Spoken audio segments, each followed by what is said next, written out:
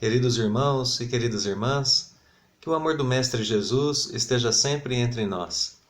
Hoje nós vamos refletir um pouco sobre a obsessão. Esse que é um dos principais campos, uma das principais áreas de estudo da doutrina espírita e que certamente toca na vida de todos nós, já que aprendemos através do Espiritismo que, como espíritos encarnados, todos nós recebemos as influências do plano espiritual, sejamos nós médiuns ostensivos ou não. Isso quer dizer que, mesmo não tendo essas capacidades de comunicação aguçadas com o plano espiritual, mesmo não sendo capazes de perceber o plano espiritual com toda a clareza, como foram e como são alguns médiuns ostensivos, todos nós temos, em certo grau, pelo menos no grau da intuição, a capacidade de percebermos e de nos comunicarmos com o plano espiritual. E estudar a obsessão equivale a conhecermos essas influências que os nossos irmãos desencarnados são capazes de estabelecer sobre nós que estamos encarnados. Então hoje nós vamos refletir um pouco sobre esse comportamento humano, sobre essa relação humana com o plano espiritual e como nós desenvolvemos os preventivos para que não entremos em processos obsessivos. Daqui a pouquinho nós vamos definir melhor o que é um processo obsessivo, mas antes disso nós precisamos começar a compreender como nascem esses processos. E para isso, nós já estabelecemos o princípio básico. É esse princípio da influência que um plano da vida estabelece no outro plano da vida.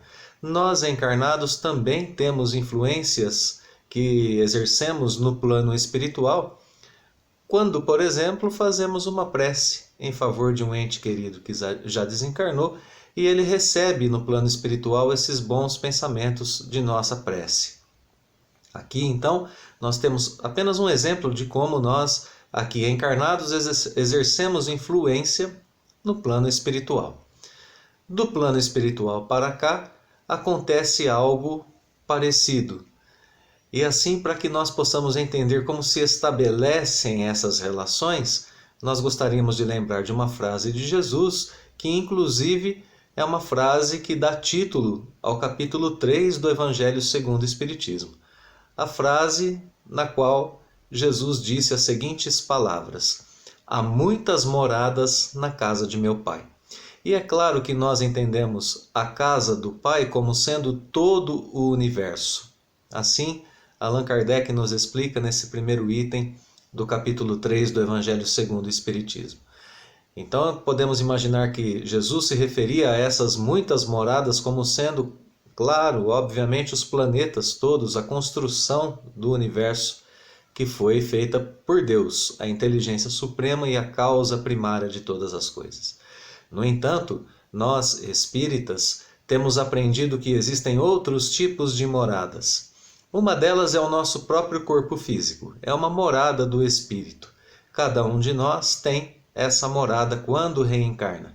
O perispírito é outro tipo de morada, de habitação do espírito. É o laço entre o espírito e a carne e é também o seu envoltório quando ele está desencarnado no plano espiritual. Bem, além dessas moradas, existem outros tipos de moradas ainda que nós precisamos nos atentar, às quais nós precisamos nos atentar. Ainda nesse primeiro item do terceiro capítulo do Evangelho segundo o Espiritismo, nós lemos com Allan Kardec que o estado do espírito na erraticidade, o estado feliz ou desgraçado do espírito na erraticidade, ou seja, como ele vai estar estando desencarnado, é isso que significa essa palavra erraticidade, né? O espírito estando desencarnado no plano espiritual, o estado dele, bem-aventurado ou não, depende daquilo que ele construiu para si aqui na Terra. Depende de como ele observou ou não as leis divinas. E assim, desse estado ainda deriva que suas percepções podem variar ao infinito. Essa é uma frase que nós encontramos aqui no comecinho desse capítulo 3 do Evangelho. Então nós pensamos assim, como nossas percepções, como nossas sensações podem, afinal de contas, variar ao infinito? Isso é algo análogo ao que acontece mesmo aqui no nosso corpo físico. Por exemplo, quando nós temos uma leve gripe ou então um resfriado, nós percebemos que a nossa sensação do sabor dos alimentos fica alterada. Nós ingerimos certos alimentos que não, para nós não aparecem com o sabor que nós sabemos que eles têm. Mesmo o nosso olfato, a nossa audição vai se modificando com o tempo, principalmente se nós tivermos algum tipo de disfunção no nosso corpo físico. Bem, se isso já acontece no nosso corpo físico, para o espírito isso também é um processo que se evidencia sempre que o espírito está mudando ou adulterando a sua naturalidade de praticar a caridade, o bem e a reforma íntima, ou seja, de caminhar nas leis divinas. Assim, também, para falarmos do campo do espírito, e é essa a morada a qual nós queríamos nos referir, a morada do espírito, o mundo do espírito, não o mundo dos espíritos, o mundo no qual nós vivemos desencarnados. Não, o nosso mundo interior, o mundo do espírito. Esse mundo que faz com que nós mudemos o nosso humor, a nossa disposição diante da vida, de acordo com aquilo que nós cultivamos em nós mesmos. Se nós cultivamos em nós mesmos raiva, desesperança, negativismo e etc., nós somos pessoas irritadiças, pessoas que não têm grande fé diante da vida, pessoas que não conseguem ter uma disposição saudável diante dos eventos que a vida nos apresenta. E pelo contrário, se nós cultivamos em nós a fé, praticamos a caridade, temos otimismo, bem, a nossa disposição diante da vida muda, a nossa percepção da vida muda, as nossas sensações mudam diante de todos os eventos, sejam eles aflições ou sejam eles alegrias. Por isso é preciso estarmos atentos a esse mundo do espírito que se caracteriza por uma de suas principais faculdades. Nós lemos no item dos sistemas, no livro dos médiuns, a seguinte frase do espírito Lamennais ao tentar explicar para nós, para Allan Kardec, o que é o espírito. Lamennais escreve: a alma é o pensamento, não muda de natureza. Pois bem, aqui nós entramos na essência do mundo do espírito. A alma é o pensamento. Aqui uma definição do todo pela parte. Como é que isso funciona? Do mesmo modo como nós dizemos, por exemplo, Chico Xavier é amor. Nós definimos Chico Xavier pela sua principal característica. Ou Chico Xavier é caridade. Nós pegamos uma característica que mais define ou que melhor define aquela pessoa e definimos a pessoa por essa característica. É exatamente isso o que o Espírito Lamennais está nos propondo aqui. A alma é o pensamento, ou o espírito é o pensamento. Tem características muito parecidas, são principalmente e inteiramente imateriais, tanto o espírito quanto o pensamento. São força criadora, não é? E assim nós temos, portanto, a melhor explicação possível sobre o que é o espírito para o nosso nível de entendimento. Tanto que o espírito Lamennais orienta Allan Kardec a não tentar pesquisar mais do que isso nesse item do livro dos médiuns, dizendo a ele: vocês que estão encarnados hoje estão pesquisando o que é o perispírito, estão tentando entender o perispírito, que é semimaterial. Enquanto nós, desencarnados, estamos tentando entender também o espírito, que é totalmente imaterial. Então, por enquanto, é melhor não tentar irmos mais longe que isso. O estudo a respeito do que é o espírito é um estudo que espíritos do nível evolutivo do espírito Lamennais praticam no plano espiritual e que, portanto, está um pouquinho distante do nosso alcance. No entanto, essa definição que ele nos deu, de que o espírito é o pensamento, é extremamente, profundamente útil para nós. Porque agora nós entendemos que diante dessa faculdade, nós temos uma responsabilidade muito grande. Diante da faculdade de pensar, nós temos uma responsabilidade enorme, já que lemos na Lei de Liberdade, no Livro dos Espíritos, que o maior âmbito de liberdade que todos nós temos, a liberdade mais plena que o espírito tem, é a liberdade de pensar. E podemos entender um pouco melhor sobre a nossa responsabilidade diante disso, já que podemos pensar tudo, qualquer coisa, quando queremos, no momento em que desejamos. Isso ainda se agrava quando lemos com o Espírito Emmanuel no livro Pensamento e Vida, no capítulo que ele fala, que tem o título Educação. Emmanuel escreve que o pensamento é força criativa a exteriorizar-se da criatura que o gera por intermédio de ondas sutis em circuitos de ação e reação no tempo. Muitas informações nessa frase. O pensamento é uma força criativa. Nós pensamos, criamos. Ela se exterioriza, não fica apenas em nós. Portanto, nosso pensamento é aberto ao plano espiritual que o percebe. Por intermédio de ondas sutis, ele se faz no mundo, derivado da nossa ação e causando uma reação no tempo.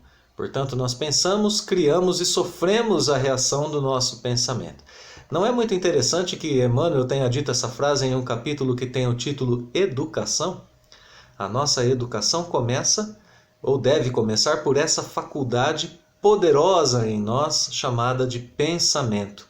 Nós pensamos e sofremos os efeitos dos nossos pensamentos. Raramente consideramos que isso aconteça, mas basta que nós passemos a exercitar esse autoconhecimento que é necessário para todos nós, que a gente começa a perceber que se estamos muito pessimistas, se pensamos demais em uma situação ruim, de modo pessimista principalmente, começamos a sentir no corpo físico os desconfortos da arritmia cardíaca, da alteração de nossa pressão arterial, da sudorese, começamos a transpirar excessivamente, sentimos aquela falta de apetite, ou seja, nós somos os primeiros a sentir os efeitos dos pensamentos que nós cultivamos em nós mesmos.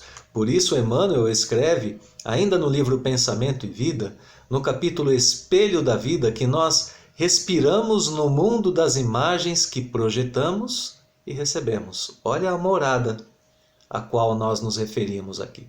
Há muitas moradas na casa de meu Pai. O Espírito é o pensamento.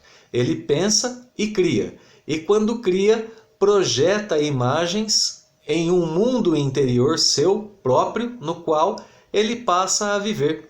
Emmanuel diz que por essas imagens, às vezes, estacionamos sob a fascinação dos elementos que provisoriamente nos escravizam. Mesmo princípio da obsessão.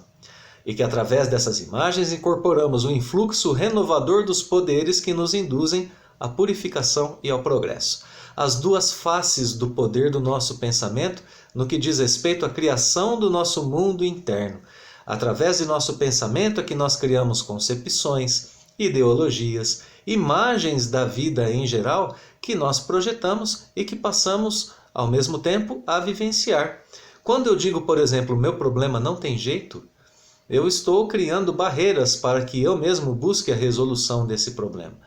Quando eu digo para mim mesmo, esse mundo não tem conserto, eu estou criando barreiras para que eu contribua com aquilo que é necessário de minha parte para que esse mundo tenha conserto. Então, através do nosso pensamento, nós criamos um mundo em que habitamos e que nos leva a agir ou não, e que nos leva a agir corretamente ou equivocadamente diante da vida. Assim, nós devemos pensar que essa palavra colocada por Emmanuel, fascinação, pode começar de nós para nós mesmos.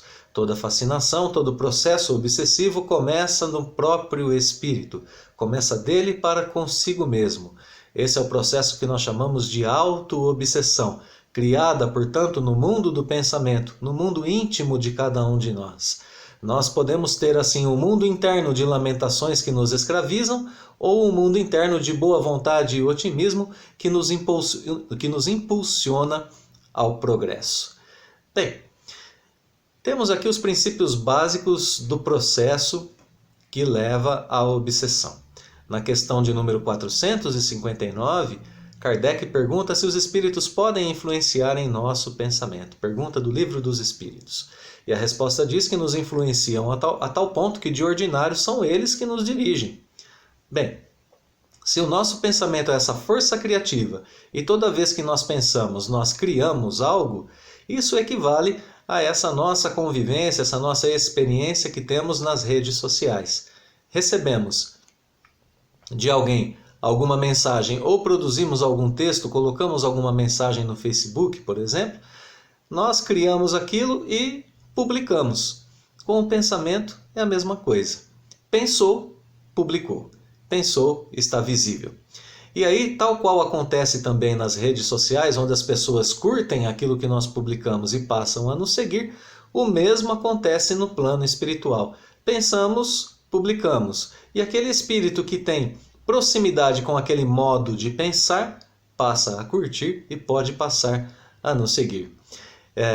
No entanto, no campo do pensamento, para que isso aconteça, é necessário que eu abra as portas para que esse espírito, então, tenha acesso. Bem, aqui nós temos algo muito interessante, pois aprendemos assim que todo processo obsessivo, tal qual acontece nas aflições que nós tratamos aqui em nosso canal em outros vídeos, a obsessão também é de responsabilidade daquele que vive esse processo. Nós aprendemos que as aflições são causadas por nós mesmos, a única causa de nossas aflições é cada um de nós, e aqui nós passamos a perceber que a aflição da obsessão também é de responsabilidade nossa. Mas aqui existe uma dupla responsabilidade. A responsabilidade daquele que permitiu e criou condições para o início do processo obsessivo e a responsabilidade daquele que é o obsessor, aquele que estabeleceu afinidade com aquele modo de pensar e sentir e, portanto, passou a conviver em comunhão ali de pensamento e de sentimento com o espírito que está encarnado ou não.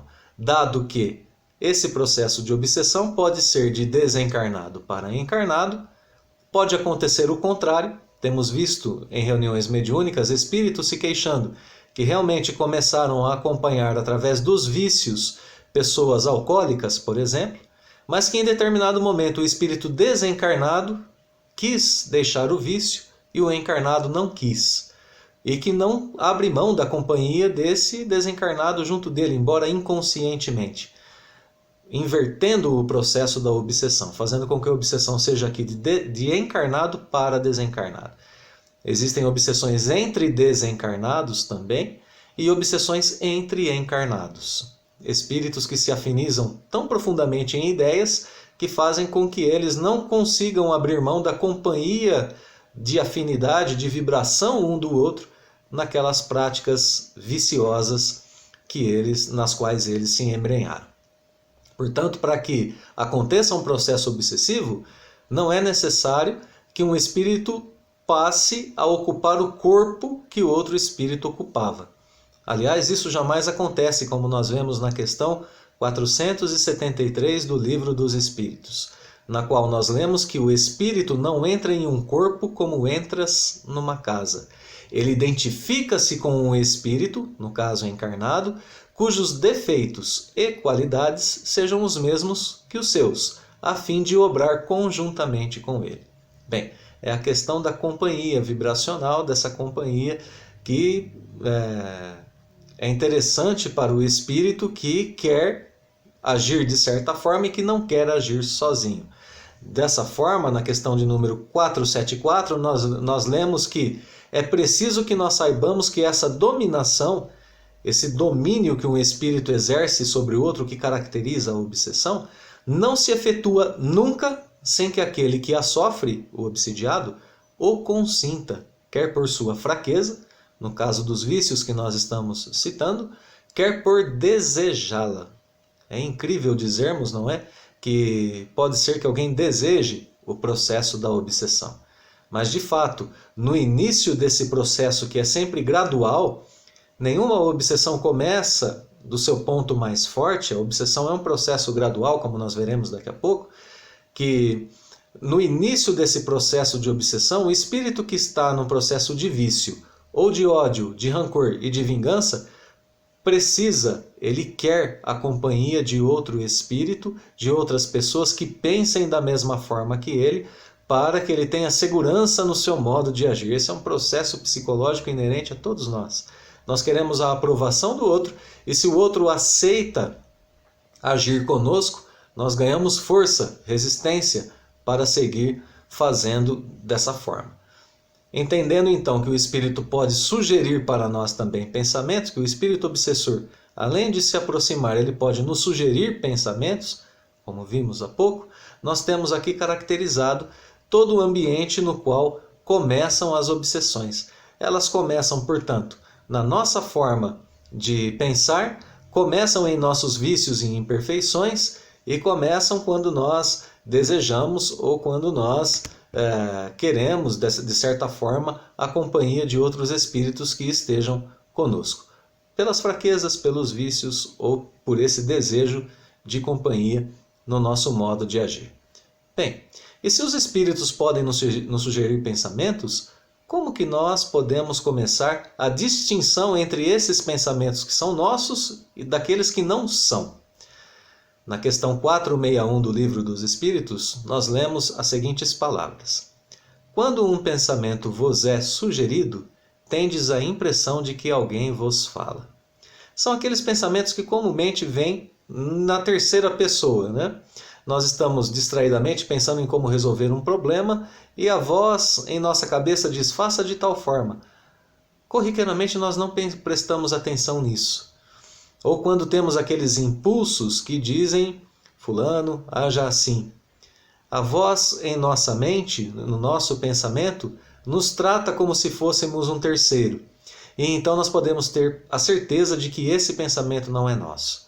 E então prestarmos muita atenção, pois se nós temos essa capacidade de nos comunicarmos intuitivamente com o plano espiritual, resta sabermos como é que nós vamos identificar os bons conselhos dos maus conselhos. Exatamente a resposta da questão 464 do Livro dos Espíritos, que nos orienta a estudar o caso, e que os bons espíritos só para o bem aconselham. Compete a cada um de nós discernir. Aqui é o exercício do nosso livre-arbítrio e da nossa vontade, imposta aos pensamentos que são sugeridos a nós, imposta inclusive aos nossos próprios pensamentos. O critério, portanto, aqui é sempre um critério moral. Como nós vamos identificar o bom do mau pensamento? Ora, o bom pensamento é aquele que nos leva ao bem. O mau pensamento é aquele que nos leva ao mal. E assim nós podemos quebrar esses vínculos de afinidade moral e sintonia vibratória para o mal, que nos levam sempre a esses processos que são os processos que formam a obsessão de um modo geral. Afinidade moral e sintonia vibratória. Afinidade moral, espíritos que estão na mesma faixa moral que nós, espíritos que têm o mesmo tipo de ideia que nós, espíritos que pensam a vida da mesma forma como nós pensamos. São aqueles gostos que todos nós temos e que cultivamos em nós. A afinidade moral, portanto, se estabelece quando um espírito está em nível evolutivo próximo ao nosso.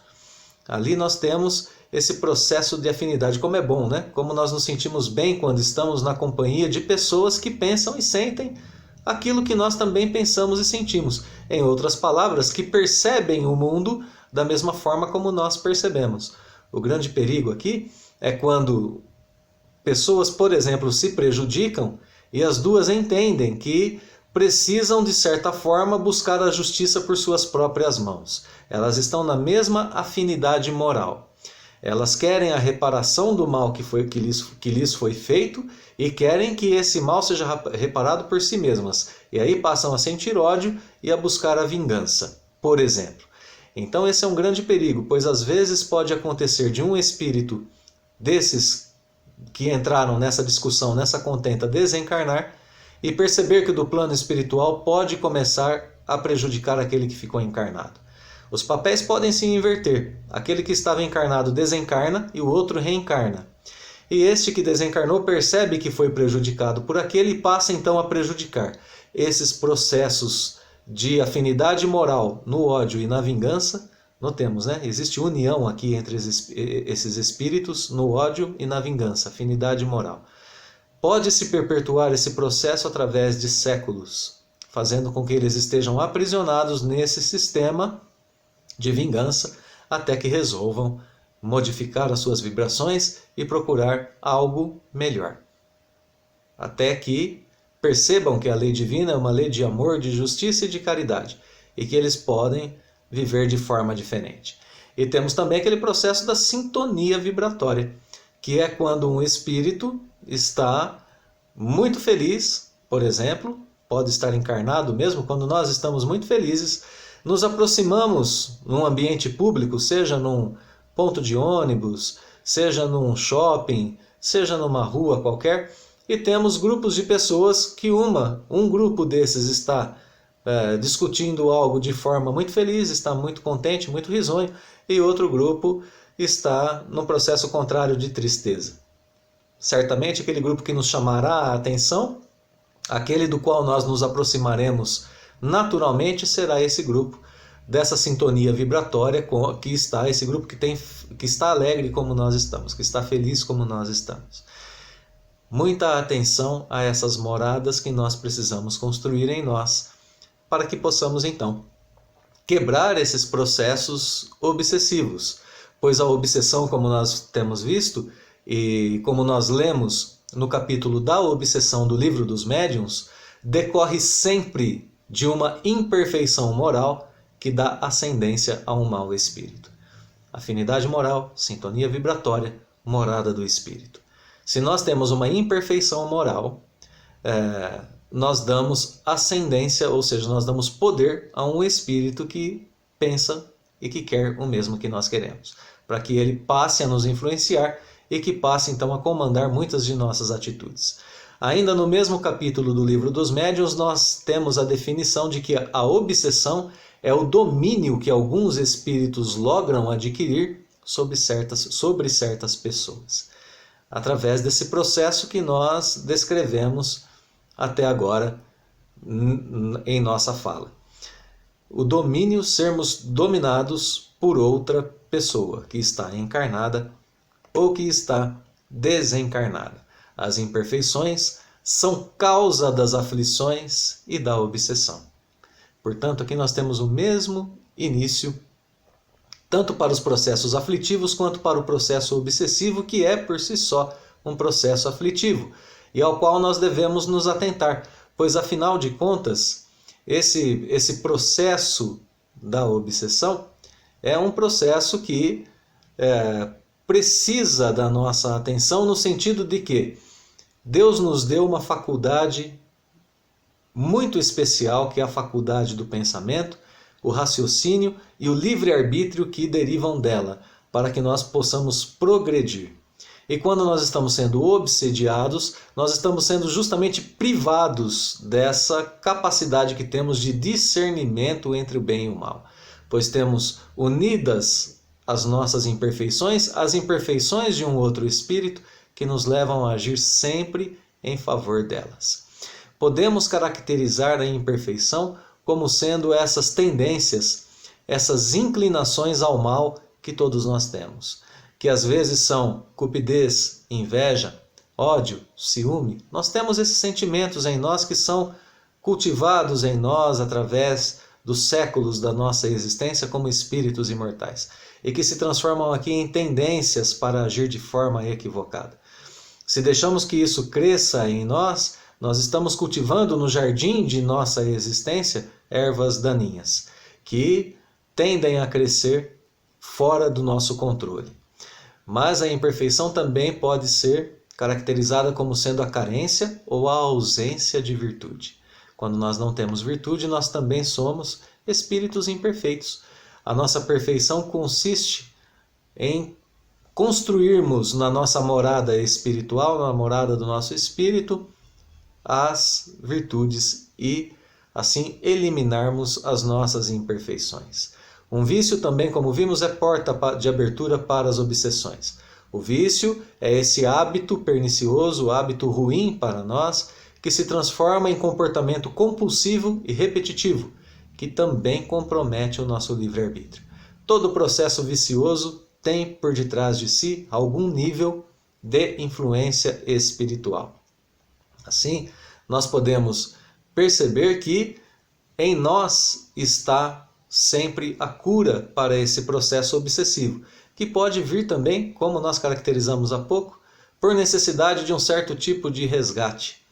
Débitos que espíritos têm entre si por terem se prejudicado mutuamente e que precisam ser resolvidos.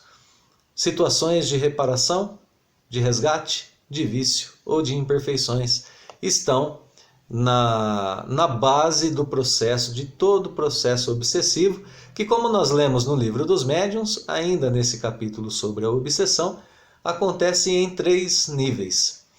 O primeiro desses 3 níveis pode ser a obsessão simples, no qual a criatura é perseguida com tenacidade por um determinado espírito, do qual não consegue desembaraçar-se. Então a pessoa tem, embora esses princípios colocados no Livro dos Médiuns sejam dirigidos especificamente aos médiuns, todos nós, como vimos há pouco, como dizíamos no início de nossa fala, temos certo grau de mediunidade, mesmo que seja na intuição. Então, obsessão simples pode acontecer com qualquer um de nós nessa fase, nessa primeira fase da obsessão. A obsessão simples pode acontecer com qualquer um de nós. Somos perseguidos com tenacidade por um espírito, do qual a gente não consegue, no início, se desvencilhar. Ela pode ser física, quando no caso dos médiuns se produz manifestações ruidosas, pancadas, transporte de objetos, entre outros fenômenos. Físicas para nós que não somos médiuns ostensivos, quando temos mal-estar em nós, sentimos mal-estar sem causa aparente, sem nenhuma causa próxima de nós que justifique aquilo. E também pode ser uma obsessão simples no nível mental, quando o espírito se faz passar por outros, no caso do médium, por outros espíritos, dizendo nomes de espíritos, de grandes vultos da humanidade, de pessoas famosas, enfim, e atrapalhando inclusive nas comunicações desse médium, impedindo inclusive que outros espíritos se manifestem a esse médium. Em nós, para nós que não somos médiuns ostensivos, os maus pensamentos, os pensamentos dos quais nós não conseguimos nos desvencilhar facilmente. Assim, é preciso considerar também que esses processos são equivalentes tanto para o médium como para o não médium. E que esses processos podem ocorrer inclusive de encarnado para encarnado, como dizíamos há pouco. A fascinação, o segundo grau da obsessão, já parte para um momento em que existe uma ilusão produzida pela ação direta dos espíritos sobre o pensamento daquele que está sendo obsediado. Chega a haver uma paralisia do raciocínio, tanto sobre as condições ordinárias da vida, quanto sobre as comunicações para os médiuns. Aqui nós temos consequências muito graves. Se lá na obsessão simples era apenas um desconforto, aqui na fascinação a pessoa já passa a não acreditar mais que está sendo enganada, que está sendo obsidiada. E nesse caso, os obsessores sempre são muito astutos, ardilosos e fazem com que a pessoa pense que está na plenitude de seu livre-arbítrio, de seu raciocínio. E daí para o passo seguinte, é um caminho muito curto, pois o passo seguinte é justamente a subjugação, que nós chamamos de obsessão. A subjugação é uma opressão que paralisa a vontade daquele que a sofre e o faz agir ao seu mau grado. Como diz o nome, a pessoa está sob verdadeiro jugo. Essas passagens, todas elas estão no capítulo da obsessão do Livro dos Médiuns. Resta uma pergunta, item 244, que está no Livro dos Médiuns. Diante desse perigo, não seria ruim sermos médiuns? E a resposta é que não é a mediunidade que provoca a obsessão, como nós vimos há pouco. A faculdade medianímica não é para os espíritos senão um meio de exercerem influência ou se manifestarem, de forma salutar ou perniciosa, sobre a humanidade. Então aqui nós temos caracterizado todo o quadro da obsessão. Não é porque somos médiuns que seremos obsidiados, e se formos obsidiados em algum momento, nós assim o estaremos sendo por conta, como vimos, de nossas imperfeições, vícios ou necessidades de resgate. Assim, nos resta a pensar um pouco sobre os indícios de um processo obsessivo em nós. Para os médiuns, a persistência de um espírito em comunicar-se, de acordo com bom grado ou mau grado, a vontade do médium. Crença na infalibilidade da identidade dos espíritos por conta dos médiuns, confiança dos médiuns nos elogios que fazem a ele, disposição em se afastar das pessoas que podem alertá-lo sobre a situação. Tudo isso é indício de que existe algum tipo de processo obsessivo em alguma fase. O médium não incorpora bem as críticas a respeito de suas comunicações, tem a necessidade incessante ou importuna de escrever ou de trazer as comunicações do plano espiritual nos mais diversos momentos da sua existência. Bem, constrangimentos físicos, como nós vimos, e etc. Podemos somar ainda, para as pessoas que não são médiums ostensivas, alguns sintomas. Ouvir vozes, ter dores de cabeças constantes, ter transtornos obsessivos compulsivos, os chamados TOC, alucinações, mudanças bruscas de humor. E, no entanto, prestemos muita atenção porque esses sintomas podem nos enganar. Eles são sintomas tanto de um processo obsessivo quanto de algum tipo de doença que a pessoa pode ter, psicológica ou física. Portanto, é necessário que nós procuremos as casas espíritas para o tratamento do processo obsessivo. É necessário que dentro da casa espírita nós tenhamos a consciência de que estamos em um ambiente espiritual seguro. E é necessário o estudo, o aprendizado, a fluidoterapia dos passes magnéticos e espirituais, porque afinal de contas, através disso, nós criaremos em nós, há muitas moradas na casa do Pai, o nosso ambiente espiritual seguro. A casa espírita já o é. Resta cultivá-lo e criá-lo em nós mesmos. Perguntar sempre por quanto tempo estão ocorrendo esses processos de ouvir vozes, de dores de cabeça, de toque, de alucinações, de mudanças bruscas de humor, pois eles podem identificar certas doenças que são tratadas por um psiquiatra ou por um psicoterapeuta. No caso da mediunidade sem uma educação controlada, isso será resolvido na casa espírita. No caso de uma patologia, será resolvido pelo profissional daquela área. Bem, a diferença pode estar no histórico. Há quanto tempo essa pessoa sente isso? Ela tem casos na família? Ela já nasceu assim? Ou começou a ter esses sintomas há pouco tempo? Esse é um bom indício de que se trata de um processo obsessivo no caso de estar começando agora, ou de uma patologia no caso de ter começado já há um bom tempo. Muito bem. Através dessas informações, nós queremos apenas lembrar que a pessoa que está num processo de obsessão muitas vezes está frágil e precisa dos nossos bons conselhos, da nossa ajuda, precisa saber que nós estamos orando por ela, que teremos condições de ajudá-la se ela realmente, de fato, quiser essa ajuda. E cabe a nós lembrarmos também uma última passagem do livro Libertação para encerrarmos as nossas reflexões. Naquele momento final do livro Libertação, onde um espírito que foi ali no plano espiritual responsável por vários processos de obsessão, está prestes a ser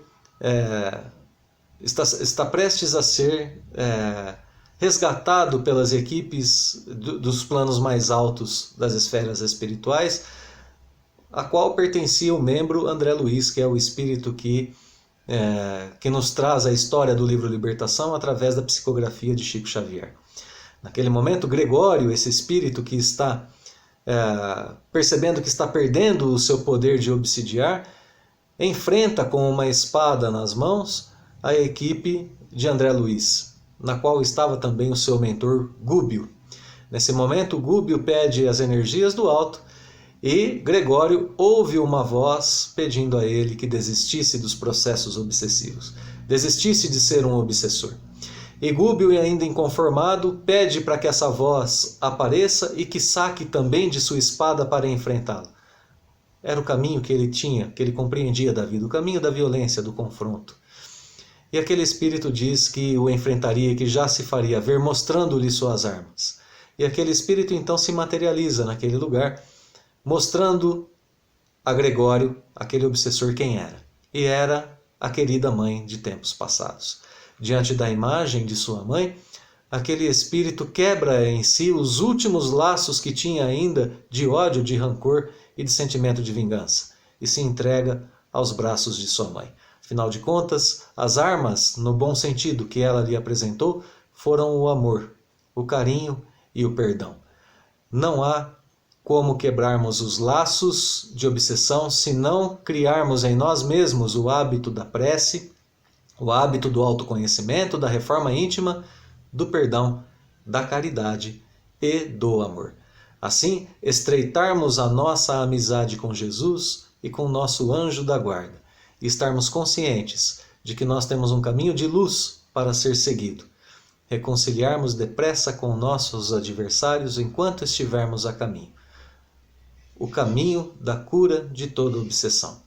O Espiritismo é, sem dúvida nenhuma, a doutrina que melhor nos oferece caminhos para que possamos, então, enfim, nos vermos livres desses processos tanto de aflição quanto da obsessão. Então, deixamos aqui os nossos votos de que nossa jornada, o nosso caminho, seja repleto de felicidades e que, se por acaso nos encontrarmos nesses pontos de influenciação espiritual, que estejamos abertos ao caminho do bem, do bom uso do nosso livre-arbítrio e de adequação, educação dentro das leis divinas. Muito obrigado, queridos irmãos, pela atenção, pela paciência. Que Deus nos abençoe hoje e sempre.